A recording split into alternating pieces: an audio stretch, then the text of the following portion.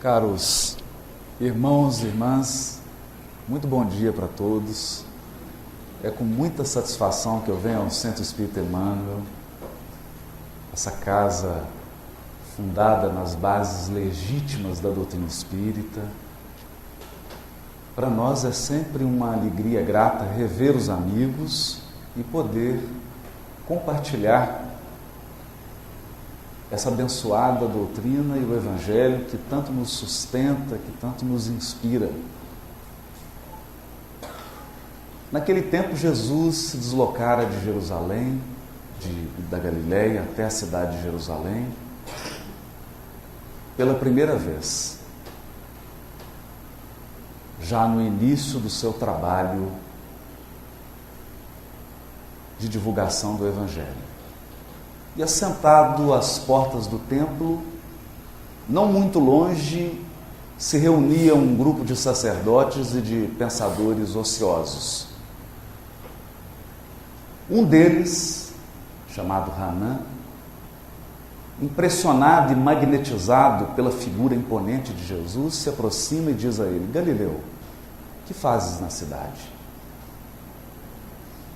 Jesus responde: passo pela cidade buscando a fundação do reino de Deus. Respondendo com modesta nobreza. O sacerdote, impressionado com aquela resposta, diz: reino de Deus? O que pensas tu venhas a ser isso? Jesus disse: esse reino é a obra divina no coração dos homens. Obra divina em tuas mãos? Com que contas para essa empresa difícil?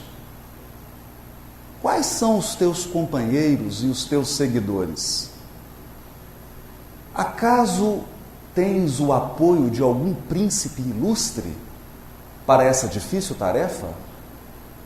Jesus responde de forma humilde: os meus companheiros hão de vir de todos os lugares. O sacerdote então dá uma gargalhada irônica e diz assim: com certeza, os tolos e os ignorantes estão em todas as partes do mundo. Com certeza será esse o teu material de apoio. Mas, Galileu, porventura já vistes uma estátua perfeita, modelada com fragmentos de lama? Jesus, apreendendo a agudez da ironia, responde a eles com energia serena: sacerdote, nenhum mármore existe mais puro e mais formoso que o do sentimento, e não há cinzel superior ao da boa vontade. Impressionado com a resposta, responde o sacerdote: conheces Roma ou Atenas? Jesus lhe diz: eu conheço o amor e a verdade. Por acaso conheces os códigos imperiais ou as regras do templo de Jerusalém? E Jesus finaliza dizendo: eu sei qual é a vontade do Pai a meu respeito. O sacerdote, então, irritado, se afasta e Jesus prossegue a sua visita à cidade. Após caminhar por Jerusalém, regressa ao lago de Genezaré. E passando pelas margens do lago, próxima à cidade de Cafarnaum, Jesus procura, ansioso, a Simão Pedro e André, pescadores do lago que estavam trabalhando no local. Chega até eles e diz: Simão, André, quereis ser meus discípulos? Os dois parecem reconhecer aquele timbre de voz. Mesmo sem conhecê-lo, aquela fisionomia lhes é familiar.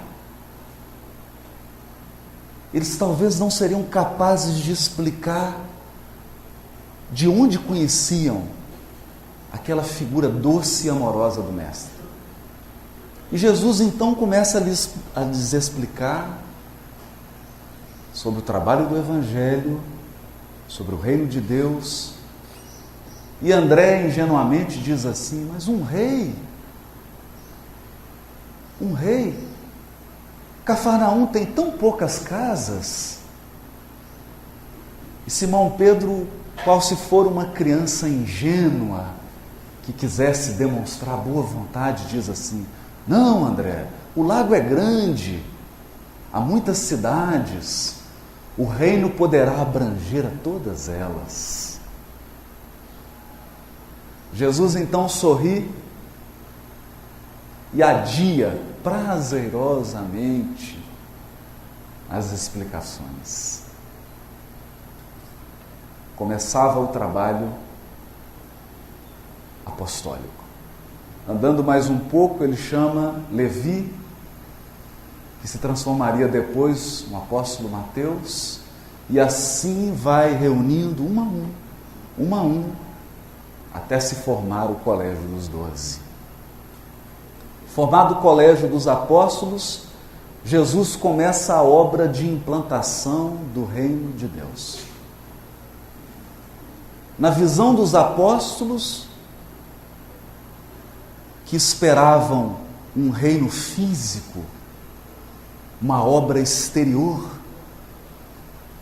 mas o Mestre, na verdade, procurava construir por dentro. Esse reino, disse ele ao sacerdote, é a obra divina no coração dos homens. E durante os 3 anos em que educou os apóstolos, Jesus sempre procurava modelar essa grande estátua, esse grande mármore que é o nosso sentimento. Muitos anos depois, Alta de Souza, no livro Parnaso de Além Túmulo, escreveria a poesia Mensagem Fraterna, retomando o tema: meu irmão, tuas preces mais singelas são ouvidas no espaço ilimitado, mas sei que às vezes choras consternado ante o silêncio da força que interpelas. Volve ao teu templo interno e abandonado, a mais alta de todas as capelas, e as respostas mais lúcidas e belas hão de trazer-te alegre e deslumbrado. Ouve o teu coração em cada prece. Deus responde em ti mesmo e te esclarece com a força eterna da consolação. Compreenderás então a dor que te domina, sob a linguagem pura e peregrina da voz de Deus em luz de redenção. Sempre o coração. Sempre o coração. O reino de Deus é obra divina dentro de nós. Dentro de nós. Não obstante a ironia e a petulância do sacerdote Hanan, onde está a velha Atenas? Escombros, ruínas. Onde está a Roma antiga? Ruínas. Onde procurar as civilizações do passado com as suas glórias, com seus exércitos? Tudo se transformou em ruínas. Onde os generais poderosos, todos foram obrigados a atravessar as portas do túmulo. Todos os poderes, toda a grandeza, toda a riqueza humana passa com uma velocidade vertiginosa.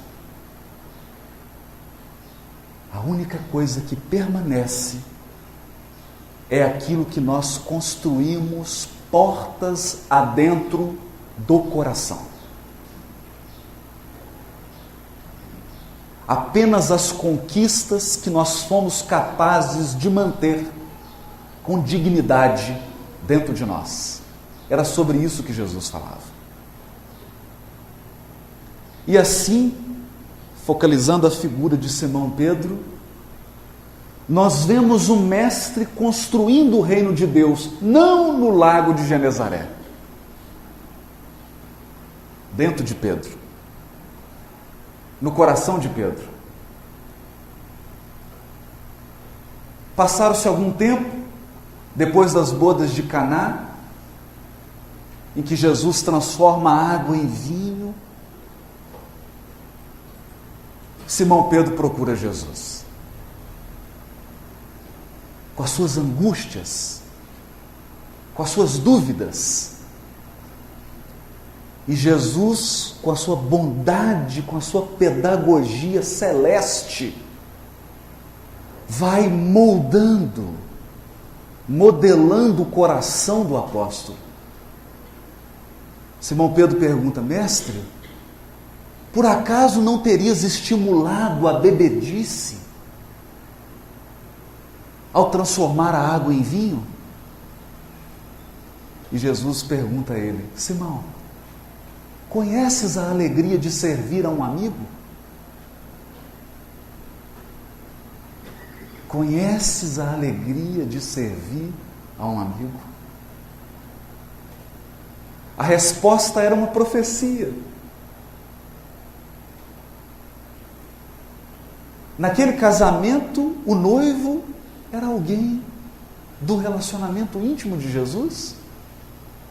No dia mais importante daquela pessoa, no dia do seu casamento, em que ele recebia familiares, amigos, companheiros, acabou-se o vinho. Desesperado, amargurado, envergonhado, o noivo pede para procurar Jesus. E ele então, dando a lição do servo, transforma a água em vinho, mas ao mesmo tempo aproveita o símbolo para ensinar que o Evangelho se iniciaria na terra em clima de grande alegria. Afinal de contas, é por isso que ele se chama Boa Nova, Boa Notícia. A notícia mais espetacular que a terra já recebeu até hoje. E ele prossegue dizendo para Simão: Simão, os afetos da alma são laços misteriosos que nos conduzem a Deus. Laços misteriosos que nos conduzem a Deus. E prossegue o trabalho. Simão vai sendo educado. De início um apóstolo rude, apressado, nervoso, não sabia dosar a energia, se excedia facilmente. No final do ministério, Jesus pergunta: o que eles dizem sobre o Filho do Homem? Uns dizem que você é Jeremias, outros dizem que você é Elias. E vós? Que dizeis? Agora, o coração amadurecido de Simão Pedro, o coração já cinzelado pela boa vontade: tu és o Cristo, o Filho do Deus vivo. Bem-aventurado és tu, filho de Jonas, porque não foi a carne nem o sangue que te revelou, mas meu Pai que está nos céus. mas ainda frágil, qual se for uma criança que ainda necessitasse de ser fortalecido. Simão Pedro oscila quando Jesus começa a descrever os quadros da crucificação que o aguardavam. E Simão diz: mas mestre, não vás, não pode sofrer. E Jesus o repreende: afasta-te de mim, Satanás. Afasta-te de mim, adversário. Advertindo Simão Pedro sobre os problemas da oscilação. Ora nós estamos sintonizados com as forças superiores da vida, ora nós estamos sintonizados com o egoísmo que nos é peculiar, com a incompreensão da vontade de Deus a nosso respeito. Como diria o sacerdote: conheces os códigos do império e as regras do templo? E lhe responde Jesus: conheço a vontade do Pai a meu respeito. Porque se o reino de Deus é obra divina em nosso coração, Deus quer sempre o melhor. Sempre o melhor. Mas o melhor nem sempre é o que queremos. Porque se nós sempre quiséssemos o melhor na nossa jornada evolutiva, nenhum de nós enfrentaria expiação e dores. É por escolher o pior que nós atraímos sofrimento para a nossa senda espiritual. Ali Jesus ensina a submissão à vontade divina. E se encaminha para Jerusalém, para a festa da Páscoa, todos sem entender, sem perceber que aquela seria a última Páscoa ao lado de Jesus encarnado. Mas o mestre sabia e diz aos apóstolos: desejo ardentemente comer essa Páscoa convosco. Aquele amor de Jesus, aquele afeto sem limites, que desejava se despedir daquelas crianças espirituais que Deus colocou nas suas mãos para serem educadas. Na ceia, ele adverte Judas. Diz explicitamente para ele que o único enganado era o próprio Judas. Jesus sabia exatamente o que se passava no coração de Judas. Mas qual era o plano de Judas? Em que consiste a traição de Judas?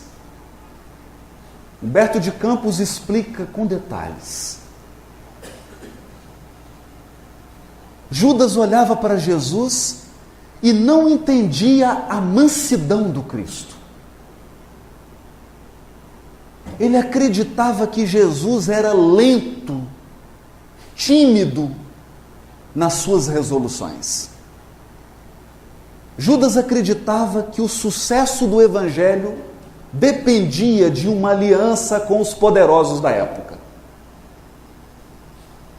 Judas não conseguia entender que o reino de Deus é obra divina no coração.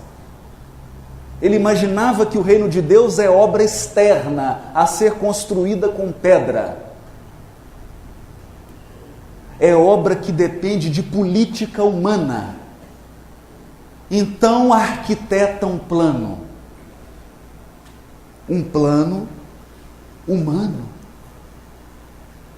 E nenhum de nós pode criticar e apontar o dedo para Judas, porque há 2000 anos todos nós estamos repetindo a experiência de Judas. Estamos buscando Jesus fora. Confiamos mais nos poderes humanos e exteriores do que na bondade celeste que nos dirige por dentro. O plano de Judas consistia em fazer uma aliança com os romanos e com as lideranças judaicas. Eles prenderiam Jesus. Judas assumiria a liderança de uma revolução armada,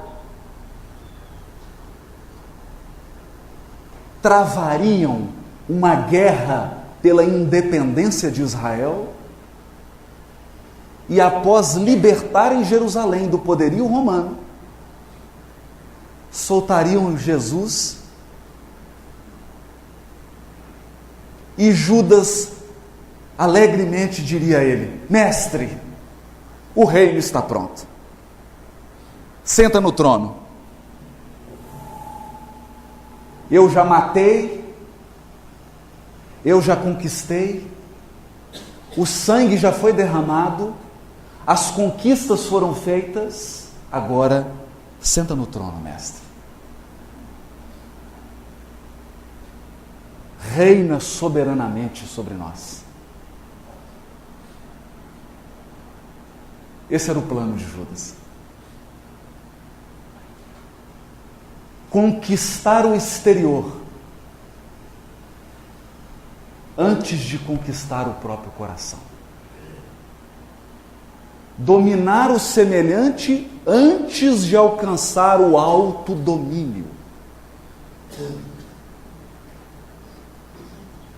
Mas na sua ingenuidade, o Messias é preso e é crucificado. Percebendo que ele havia sido vítima da esperteza e da política humana,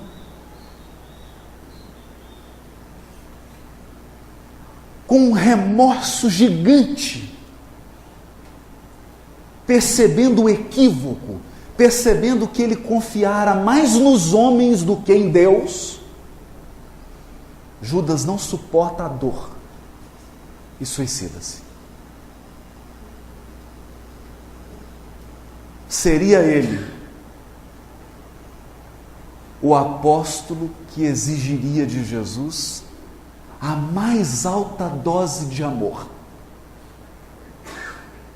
Porque era o apóstolo que tinha a maior dificuldade de entender que o reino de Deus é obra divina no coração dos homens.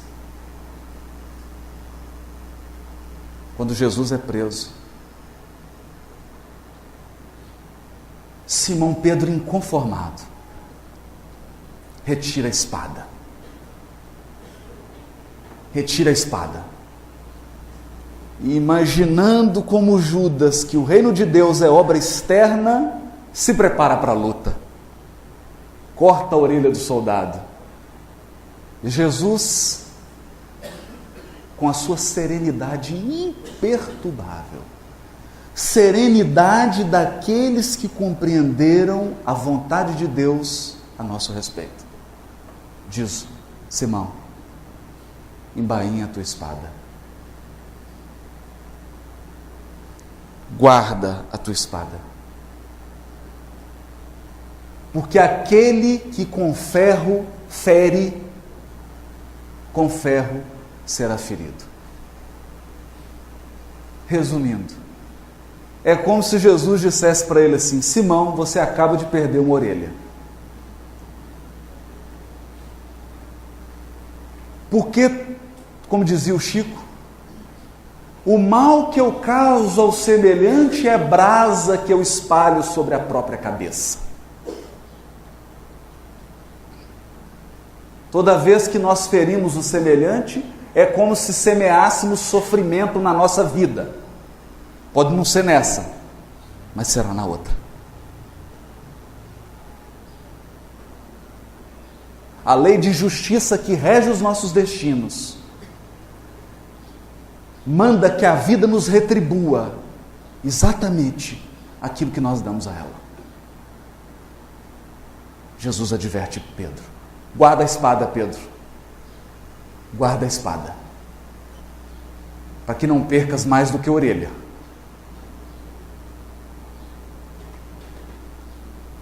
Momentos antes, em conversa com os discípulos, Jesus já havia advertido Pedro. Perguntou para ele: Pedro, tu me amas? Amo, Senhor. Amo.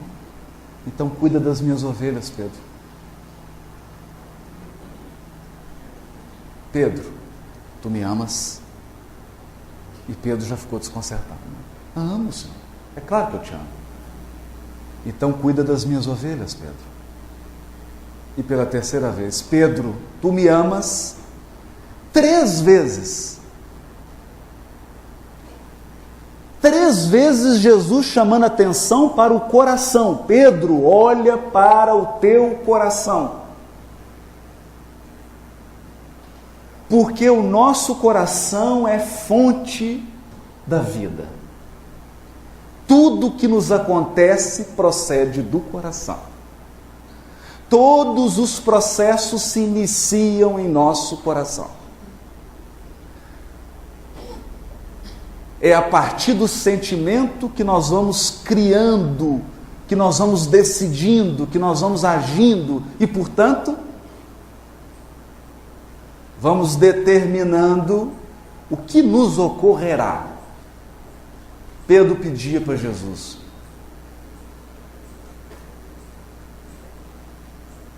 timidamente, uma explicação. Por que 3 vezes? Mestre, eu te seguirei até a morte. Sempre gestos exteriores. E Jesus diz a ele: Pedro, crê, eu te levarei aonde não queiras ir. Eu vou te levar por caminhos que você não vai querer percorrer. Ele não entendeu.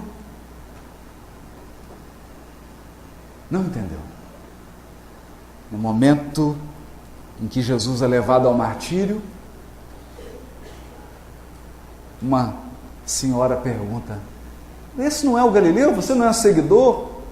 E ele nega. Primeira vez. Nega a segunda vez. Nega a terceira vez. O galo canta e ele se recorda do aviso de Jesus. Pedro, antes que o galo cante, me negarás 3 vezes.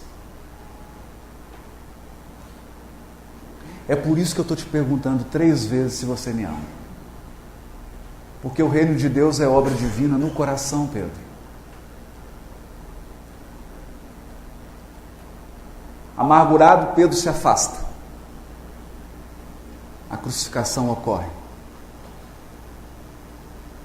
O desalento toma conta dos apóstolos. Mas aí, a boa notícia. A boa nova. Jesus ressurge. Emmanuel diz no livro Vinha de Luz: se nós formos capazes de manter a fé em Deus e a fé na imortalidade da alma, nenhum problema será capaz de nos abalar. A fé em Deus e a fé na imortalidade da alma.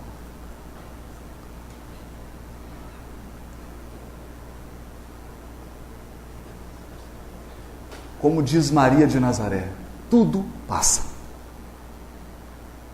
Tudo passa. Todos os problemas da vida do encarnado passam.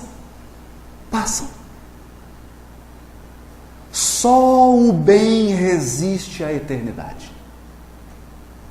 Só o amor sobrevive ao tempo. Nenhum problema e nenhuma dor ficará de pé.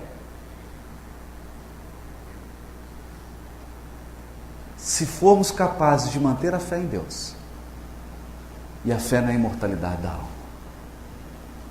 A volta de Jesus reacende a chama no coração dos apóstolos. Porque agora eles estavam conscientes que a obra do Evangelho não era obra externa. Não era uma construção fora, era uma construção dentro. Dentro.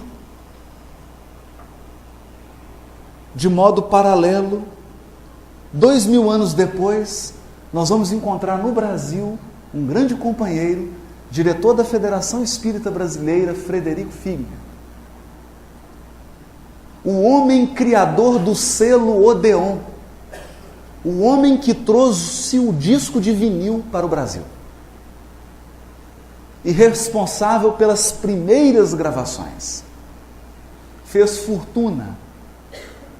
Ajudou na construção do parque gráfico da Federação Espírita Brasileira, numa época em que ninguém queria editar livro espírita.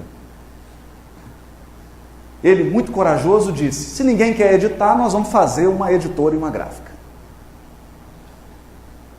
Homem arrojado, empreendedor, empresário bem-sucedido, ao desencarnar, vê-se numa situação embaraçosa. Ele olhava para os companheiros que trabalharam ao lado dele na Federação Espírita Brasileira. Todos apresentavam um percentual de luz. Ele olhava para si mesmo e percebeu que emitia uma luz opaca.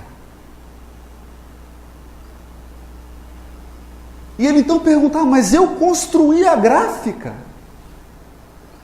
Eu ajudei a construir a sede, eu ajudei a fazer isso, eu ajudei a construir aquilo, eu ergui isso. E Dr. Bezerra lhe disse: meu filho, o que você ergueu aqui dentro?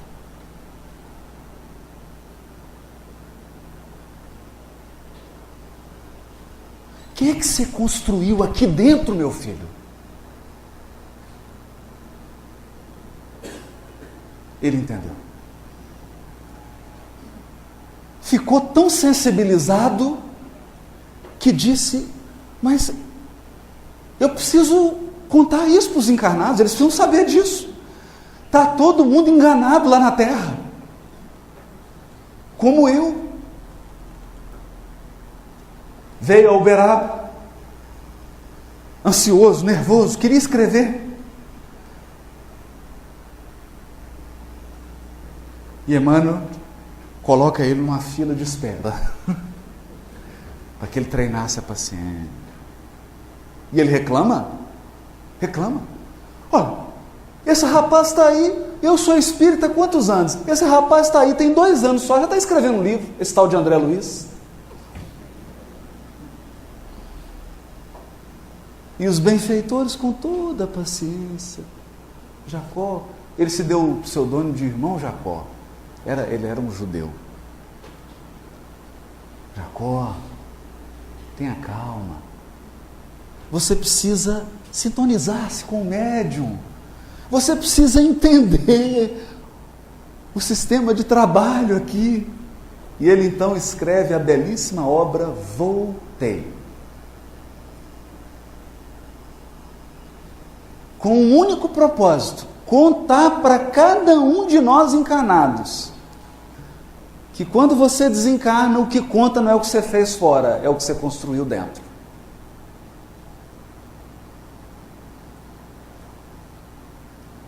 Mas a maioria dos encarnados dorme um sono profundo. Profundo. A maioria caminha distraído. Porque o mundo material apresenta tantas distrações, tantas atrações, que o nosso espírito se distrai. Voltando a Simão Pedro. Jesus, em espírito, diz a ele: Simão, vá a Jerusalém, funda uma casa e recebe os assistidos. E começa o trabalho. Qual trabalho? Onde está a casa do caminho em Jerusalém? Onde? Será que se nós tomarmos um avião e formos a Jerusalém, nós encontraremos a casa do caminho fundada por Simão Pedro? Não. Não existe mais. Não existe. Nem ruína. Porque quando Jesus pede a Simão para construir a casa do caminho, ele não pediu uma obra externa, ele queria construir por dentro. Ele sabia que o trabalho que Simão realizaria era um trabalho para aperfeiçoamento do próprio Simão Pedro.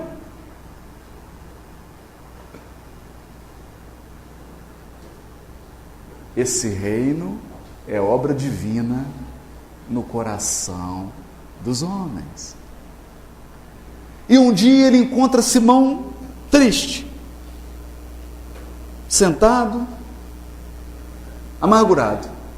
Jesus em espírito chega do lado dele: o que foi, Simão? Mestre, Iodete está dizendo que eu sou ladrão,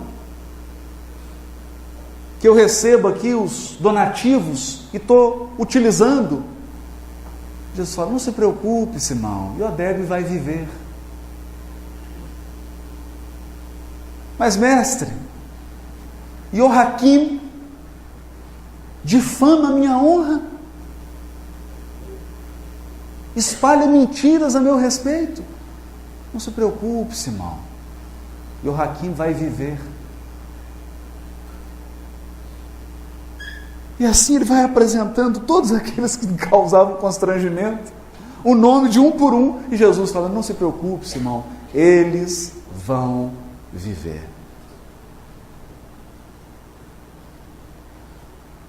Porque a pessoa que fere se esquece. Se esquece que a vida é longa. E que se hoje você está com tempo de ferir, amanhã haverá o tempo de receber. Se existe tempo de plantar, existe tempo de colher. E todo aquele que pratica o mal um dia entende a frase de Jesus: Pai, perdoa-lhe, eles não sabem o que fazem.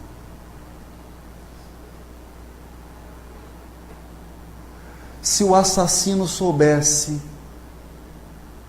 a expiação que o aguarda numa futura encarnação, ele não mataria. Se o suicida soubesse os sofrimentos que o aguardam na recuperação, ele jamais daria cabo da vida. Se nós soubéssemos as lágrimas que vamos derramar em decorrência do sofrimento que causamos, ninguém se disporia a semear o mal, o sofrimento. Eles vão viver. Passado um tempo, a tarefa se acentua. Simão Pedro mal tinha tempo para as refeições, tamanha quantidade de necessidades que ele atendia. E certo dia ele estava cansado.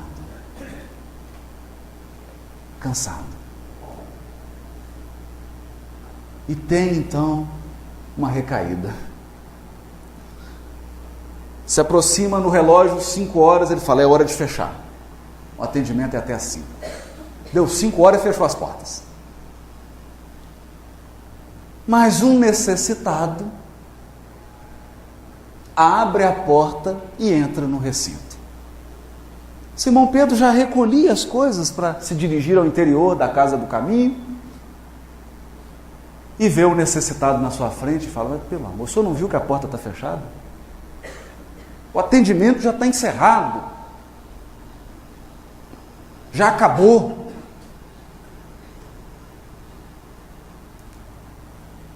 O necessitado retira a túnica, era Jesus.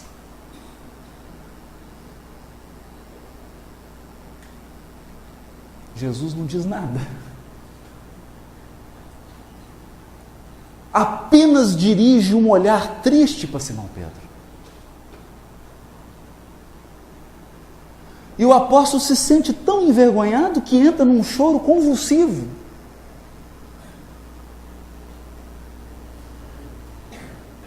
Jesus apenas diz a ele: Simão, eu apenas te pedi que cuidasse das minhas ovelhas.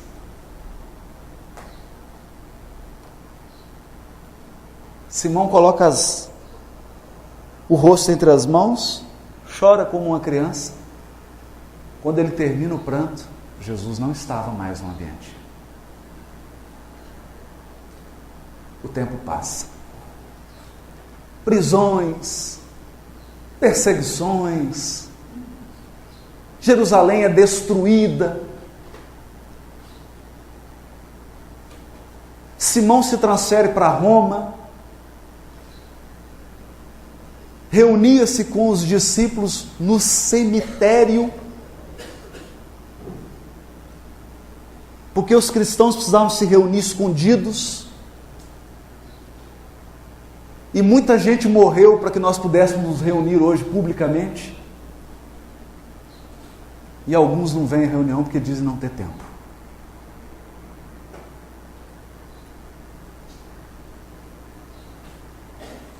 Realiza o seu trabalho. Ali ele já contava com 80 anos de idade. Era um ancião. Cabelo branco, forças físicas se esvaindo. Já não tinha a energia do passado. Mas o coração do apóstolo já não cabia no peito. Jesus havia construído uma obra divina que nenhum de nós é capaz de ver. Construiu dentro de Simão. Ele estava no cemitério, entram os soldados, algemam Simão, levam para o cárcere. O choro das mulheres, das crianças, dos velhos, que acompanhavam aquela cena, viam aquele homem que eles consideravam um avô, um ancião, que mal tinha forças para caminhar, e aqueles soldados fortes, aquela truculência, aquela violência, com um homem daquela idade. Ninguém era capaz de entender essa maldade do ser humano. Simão é conduzido e ele caminha cansado, é retirado da prisão para o martírio. Seria assassinado na frente de todos os companheiros. De passo lento, vacilante, mas firme. Simão não pensava em si. Ele caminhava fazendo uma prece a Jesus, pedindo ao Mestre que enviasse à vinha do mundo trabalhadores mais fortes do que ele. Porque ele chegava ao fim, precisava que outros continuassem o trabalho. Ele então rogava ao Mestre que enviasse trabalhadores jovens, fortes. Mas não era só isso. Enquanto caminhava para o martírio, Simão foi envolvido por uma profunda saudade de Jesus. embora ele caminhasse às margens do Tibre e visse aquela suntuosa Roma, o coração dele se transportou para a Galiléia. E ele começou a recordar as flores de Betsaida, as romãzeiras de Dalmanuta, os sítios, os pomares de Magdala, o pequeno vinhedo de Cafarnaum, os tempos em que Jesus acordava 5, 6 da manhã e pescava com eles. E eles podiam usufruir da convivência com Cristo. Naquele momento, o que ele mais sentia era a saudade de Jesus. Uma profunda saudade. Nem percebeu que eles o colocaram sobre um madeiro, pegaram um martelo e pregaram ele numa cruz. Tamanha era a sua saudade, tamanha era a lembrança, que ele não percebeu. E ele ficou absorvido naquele clima de nostalgia e também não percebeu que as horas passavam. E ele não morria. A única coisa que ele percebeu: Sertório Aniceto, um pretoriano, um soldado do exército romano, que proferia impropérios, zombava de Simão, dizia que ele era um ladrão, um imundo, um sujo. Mas Simão estava tão absorto que nem se deu conta de tamanha agressividade gratuita.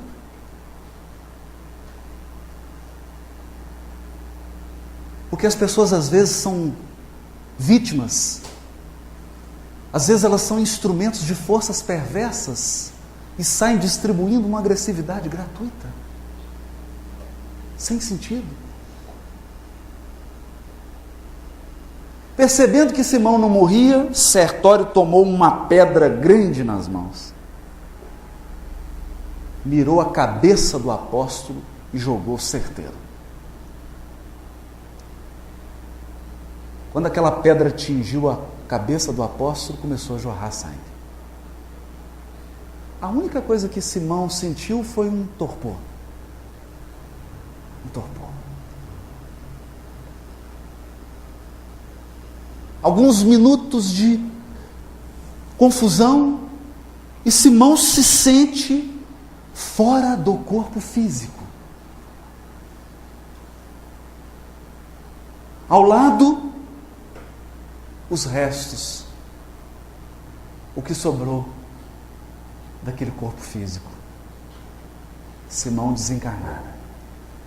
Mas para sua surpresa e espanto, abre-se um caminho luminoso e ele vê uma figura que, como se fosse uma estrela que se materializasse. Em questão de segundos, ele percebe a presença do Mestre ao seu lado. Era Jesus que vinha buscar Simão.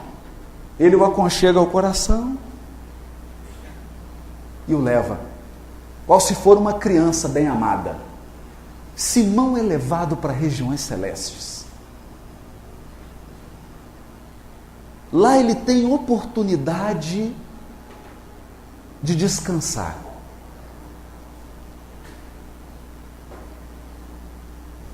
Esse relato está no livro Antologia Mediúnica do Natal. E diz Humberto de Campos que ele revê amigos, presencia espetáculos de grandeza cósmica. Jesus lhe proporciona experiências assombrosas, maravilhosas. Passados 2 semanas, Jesus chega para Simão e anuncia a despedida. Simão, surpreso com aquilo, fala: mas mestre, aonde vais?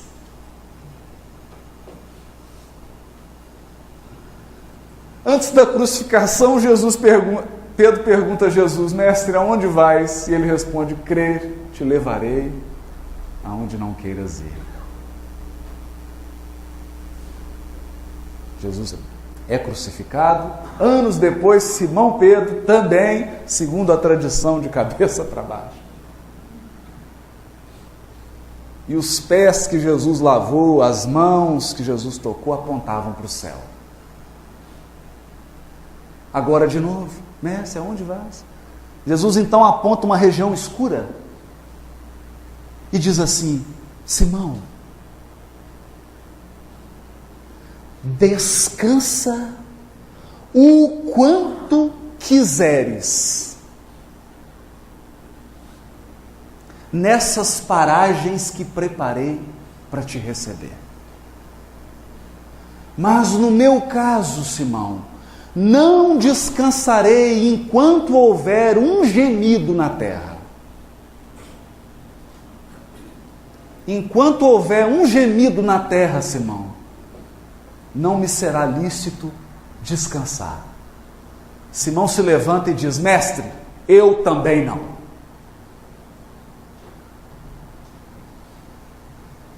Dá os braços a Jesus e os dois voltam à terra, para Roma. Alguns cristãos seriam imolados naquele dia. Era a véspera de Natal. Ao chegar num cemitério escuro de Roma, Simão se comove até as lágrimas, porque percebe que alguns cristãos entoavam um canto lindo, recordando o natalício de Jesus. Embora prestes a serem martirizados, eles se enchiam de esperança, de fé em Deus, de confiança. Simão se emociona, abraça eles. De repente, Jesus toca nos ombros de Simão: Simão, alguém te procura. Quando Simão vira, era Sertório Aniceto.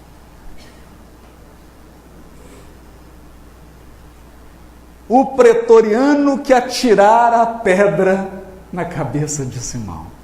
Agora era um homem minguado, choroso, trazia uma criança doente nos braços, seu filho. Convertera-se ao cristianismo, arrependera-se dos desmandos que cometera.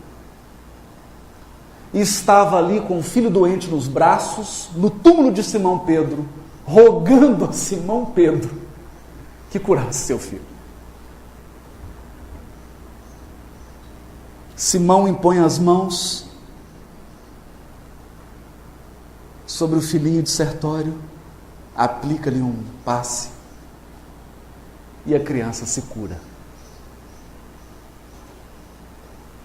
O rosto do soldado se enche de alegria, uma felicidade, ele chora de emoção.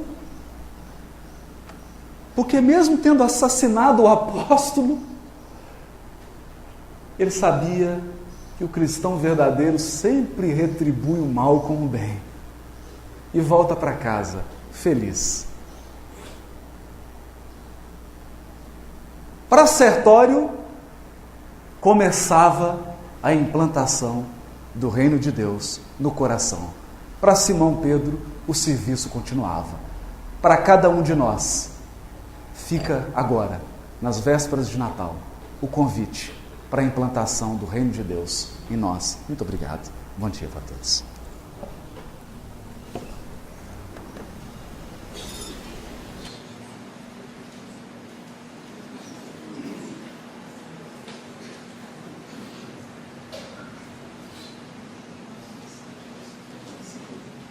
Rede Amigo Espírita, uma ferramenta de união, interação e divulgação do movimento espírita. Acessem www.amigoespírita.ning.com e confira nosso acervo disponível. Rede Amigo Espírita, divulgando, instruindo e unificando.